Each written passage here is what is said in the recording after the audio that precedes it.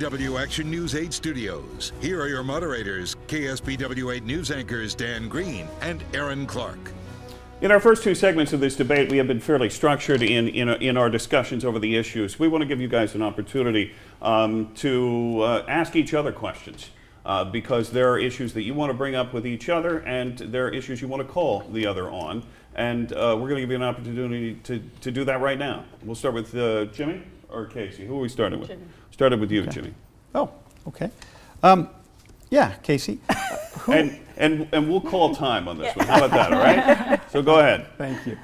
Casey, who are you voting for president? Oh, great question. Well, let me take 30 seconds to explain to some of my Republican supporters why I'm not supporting Donald Trump. I found that some of the things that he was saying and doing became a real distraction from my campaign. And I think it's really important to focus on the issues and the people of this district and really offer solutions to some of the challenges that we have. Obviously, I'm not supporting Donald Trump or Hillary Clinton. I think it is time in our country that we need a third party. And I recognize that that probably will not happen this year, but I think this year is the beginning stages of that. And I think that's something that we can look forward to because quite frankly, both parties have let us down and both candidates have been disappointing. So you're going to vote for Gary Johnson, the Libertarian? Yes, I am. Okay. Let Go me- for it. Let me respond quickly. We need to know what the Libertarian Party stands for. That if she's going to vote for somebody who stands for a party that's willing to cut gun control, all gun control, cut our environmental protection laws, cut Social Security, and basically withdraw from all of our international alliances. You don't need to be a national security expert to realize that a vote for Gary Johnson will hurt our national security. Well, Casey, I think you have some issues on who he's voting for, so go ahead. Absolutely. In fact, I think that we could all sit here and rattle off things that we don't like about all of the presidential candidates. And they have all let us down, quite frankly. We're in a sad state right now, which again is why I don't want to focus on the presidential election. I want to focus on the issues that are happening right here in this district. Because for years, we've been talking about immigration reform, water, transportation, affordable housing. Those are the things that I want to address. You got a question for Jimmy? Yes. What do you think is your top qualification that qualifies you for this job? People here on the Central Coast of California, you know me. You know me, you know my politics, you know my party, you know my platform, but most importantly, you know that I have served as an intelligence officer in Afghanistan, as a gang prosecutor right here in East Salinas, and on working with veterans to establish a veterans cemetery, what had long been a dream and is now a reality come October 11th.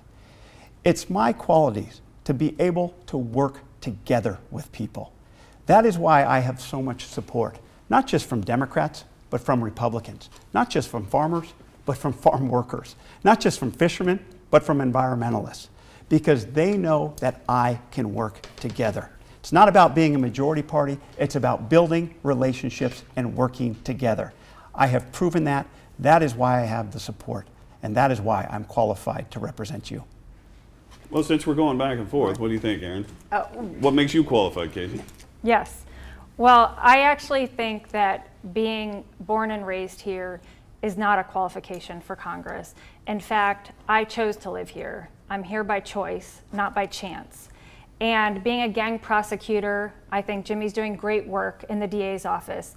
But we're not going to prosecute gangs in Congress. We need to make the tough decisions about our budget, about national security, about foreign policy, about investments in our infrastructure. And I have a background serving in the military on active duty for 7 years, enforcing UN sanctions against Iraq. I've been involved in diplomacy and employing our economic tools of power and in the military. I worked at the U.S. Embassy in Hanoi. I got my master's and PhD in political decision making so that I could go to Washington and make the right decisions for the people of this district. And I've been teaching national security decision making for the past 7 years. All right. All right, thank you. Do you want to keep going with the, do you have any more questions? I'm having fun, I know, quite this is sort of frankly. fun. Well, I actually have a question for both of you, because it's kind of come up in this, and I have to phrase it a little differently for both of you, and you'll see why in a minute. Casey, you've expressed frustration through other forums in this, that certain issues just come up and nothing, it comes up and nothing gets done, and it's kind of, as an elected official, you've expressed that frustration. You've expressed frustration with the FORA board, the Florida Reuse Authority, which you're a member of. So you are arguably going to one of the most dysfunctional playgrounds on the planet. At least a lot of voters would say that.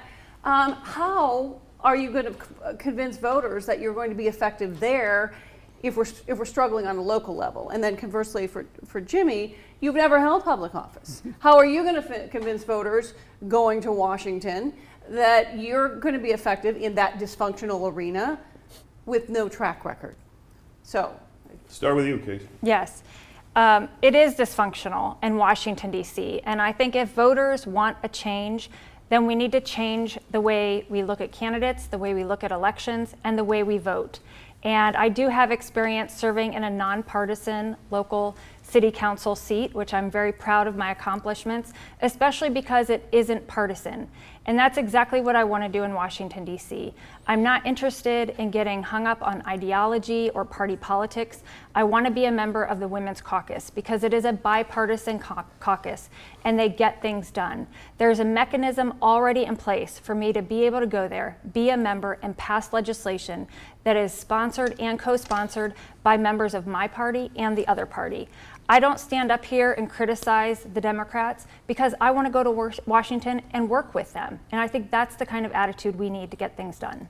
Jimmy, can you get it done? Yes. People ask me that all the time.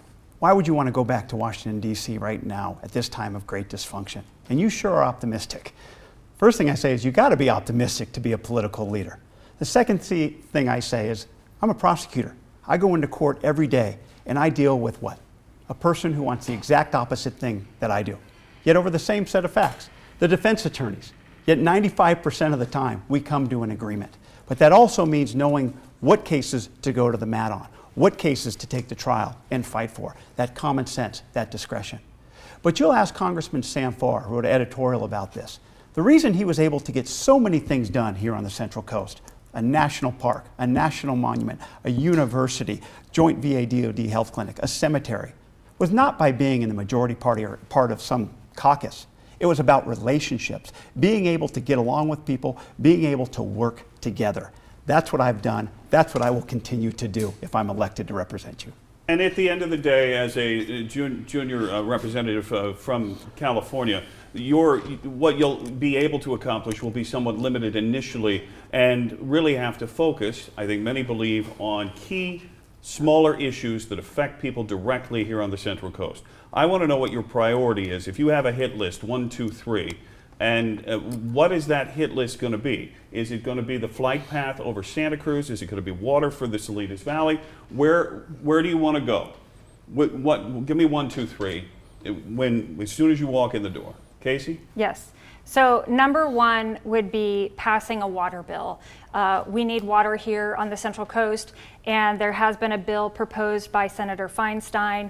We need to make sure that bill gets passed. It's a drought relief and recovery bill because it will streamline the permitting process so we can can get water. Okay, Number two, I'm going to cut you off because we have to stay with one. We're out of time. but Just give me number one. two, Give me one, airspace. Jimmy. Look, comprehensive immigration reform, serving the constituents in this area. That's been the most important thing. That's what I hear all the time about the service they received from our Congress members. It has affected their lives. They make it a point to tell me. This job is not just about policy. This job is about the people here on the Central Coast. All right. we have to get to our closing statements. because I know you've prepared them, and we want you to have an opportunity to say it. So each candidate is going to have 90 seconds. You may recall at the beginning of the broadcast, Casey lost the coin toss, decided the order. She decided to go last. Actually, we're going to give you 60 seconds. 60 seconds. 60. Jimmy, you go first. Sure. First of all, again, thank you, Dan, Aaron, the viewers at home, Casey, and to KSBW for allowing us to have this dialogue. Ladies and gentlemen, you know me. You know where I'm from, what I have done, and you know what I will continue to do. You know my politics, you know my platform, you know my family, you know what I'm about. I'm not afraid to stick with that. I will always be there to fight for you. I'm proud to be from here. Yes, that's not the only qualification, but because I'm from here, people know who I am. They know my service. My wife and I are proud that our 2 daughters are being raised in my same hometown. They know that they can look up to myself and my wife, because we will continue to fight for people in this area. Washington needs to work for the Central Coast. I will be there to fight for you on immigration, on the environment, on education, and making sure that the people here of this district are served. All right. Okay. Thank you.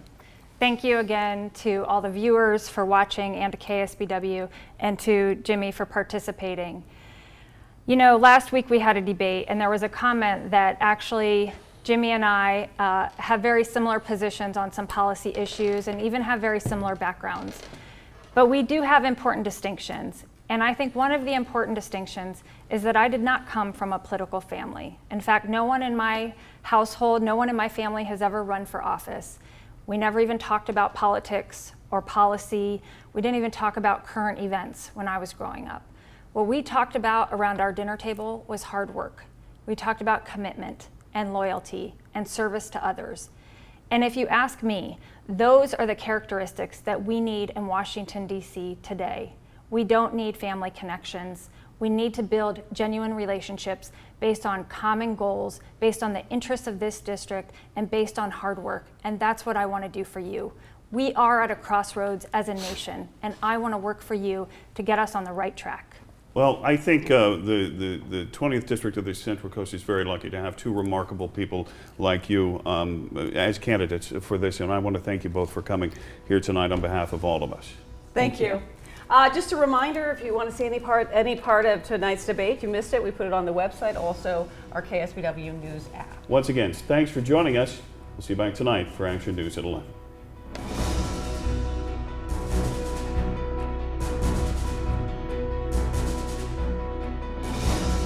This has been a Commitment 2016 special presentation, the California District 20 Congressional Debate from KSBW Action News 8.